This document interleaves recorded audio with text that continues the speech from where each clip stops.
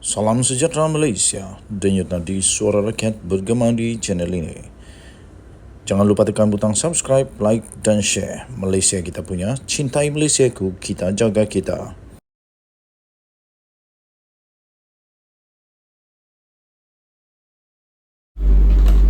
Salam sejahtera Malaysia, denyut nadi suara rakyat bergema di channel ini.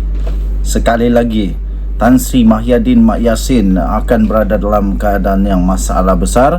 Beliau akan berada dalam keadaan yang amat menggusarkan, malah tanda petik kritikal. Kali ini sekali lagi Kerajaan Perikatan Nasional ketika dia jadi Perdana Menteri dibongkar lagi. Kementerian Sumber Manusia digesa untuk jelaskan Kerajaan Perikatan Nasional beri projek 654 juta ringgit Malaysia tanpa tender. Sekali lagi, tanpa tender 654 juta ringgit.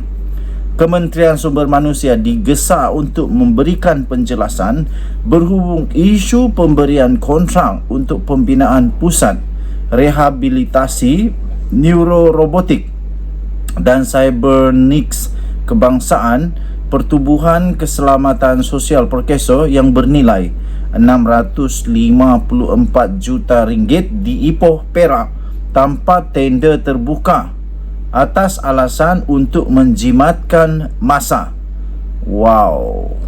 Ahli Parlimen Ipoh Barat iaitu M. Kulasegaran memberitahu Malaysia kini bahawa projek itu adalah bernilai 500 juta ringgit Malaysia ketika dia menjadi Menteri Sumber Manusia era pentadbiran Pakatan Harapan, dan harganya tiba-tiba saja dinaikkan kepada 654 juta ketika Perikatan Nasional memerintah negara.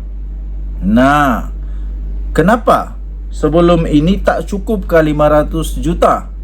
Sedangkan Kerajaan Perikatan Nasional, saya yakin sudah kaji, sudah buat macam-macam kajian, cukup 500 juta. Tapi ketika Pakatan Harapan memerintah negara, tiba-tiba dinaikkan kepada 654 juta. Apa yang tak cukupnya? Lepas itu, tak tahulah. Semasa saya menjadi Menteri Sumber Manusia pada tahun 2018, kata beliau, projek ini hanya bernilai 500 juta ringgit. Pada masa itu, saya memastikan Perkeso memperoleh tanah kerajaan supaya harganya jauh lebih murah. Dan kami telah mengadakan banyak penglibatan dengan Perbadanan Kemajuan Ekonomi Negeri Perak atau SEDC dan akhirnya memperoleh tanah itu di Bandar Baru Meru di Ipoh. Semua ini dilakukan secara telus dan terbuka, kata beliau. Tapi tender 654 juta ringgit Malaysia ini dilakukan semasa pemerintahan Perikatan Nasional, kata beliau. Nah, jadi saya minta Kementerian Sumber Manusia KSM dan Perkeso jelaskan kenapa kenaikan mendadak itu, kata beliau. Apakah kos tambahan yang telah anda keluarkan? Apakah kemudahan tambahan yang anda bina dengan wang tambahan itu? Soalnya. Yang ini Muhyiddin kena jawab.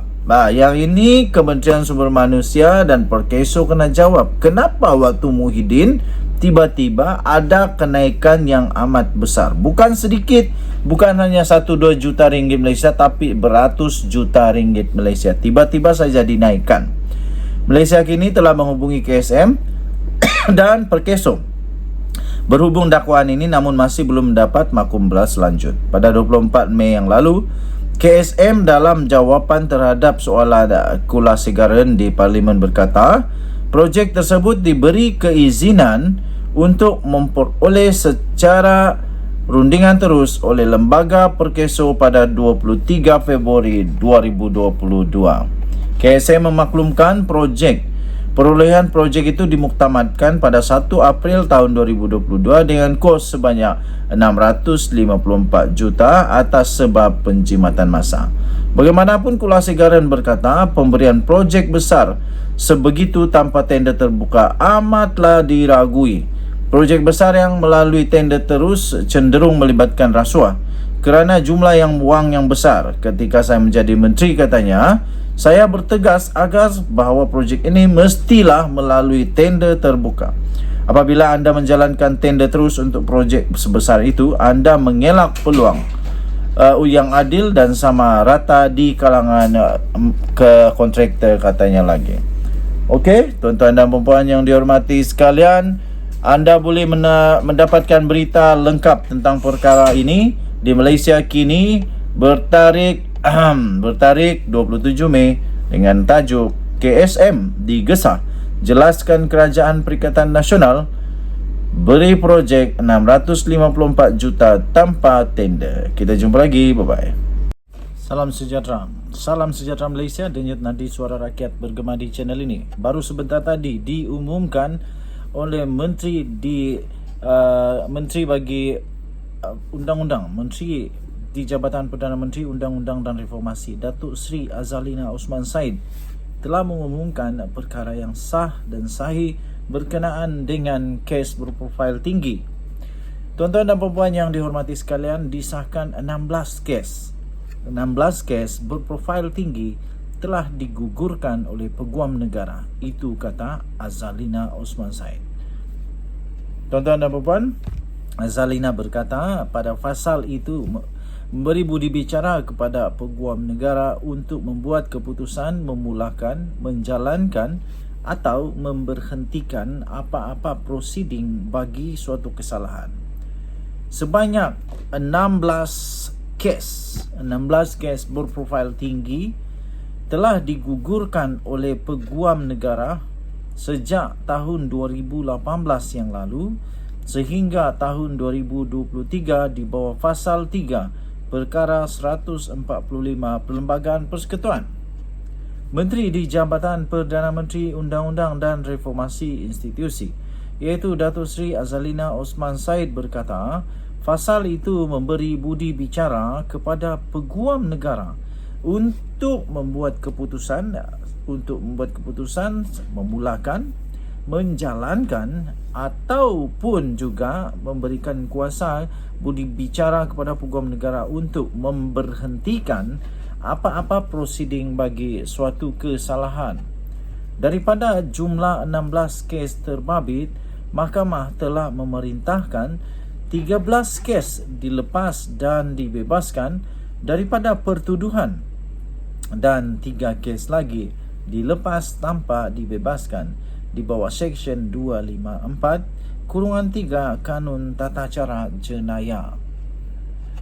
Jabatan Peguam Negara, kata beliau, memutuskan untuk menggugurkan kes berprofil tinggi tersebut setelah dibuat pertimbangan menimbangkan antara lain perkembangan baru sesuatu kes, representasi yang dimukakan oleh peguam bela tertuduh yang dilepas dan dibebaskan daripada pertuduhan dijadikan pula sebagai saksi pendakwaan atau tertuduh dikenakan kompaun, katanya lagi.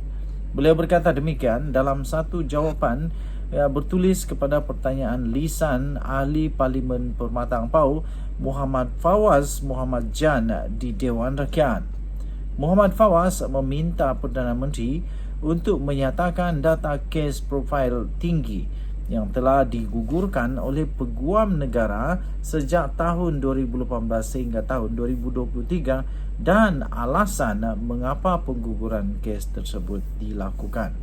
Mengulas lebih lanjut, Menteri di Jabatan Perdana Menteri itu turut berkata yang juga adalah Parlimen Pengerang itu memberitahu Jabatan Peguam Negara menegaskan bahawa keputusan untuk mengenakan atau menggugurkan pertuduhan terhadap mana-mana orang adalah berdasarkan kepada keterangan dan fakta hasil daripada penyiasatan. Tambahnya lagi, keputusan yang dibuat itu adalah dengan adil berdasarkan keterangan dalam kertas siasatan, berlandaskan teras integriti bagi memastikan mangsa, saksi, tertuduh dan orang awam memperoleh keadilan sewajarnya selaras dengan bidang kuasa peguam negara yang telah diperuntukkan di bawah perkara 145/3 Perlembagaan Persekutuan. Denyut nadi suara rakyat bergema di channel ini. Bye-bye.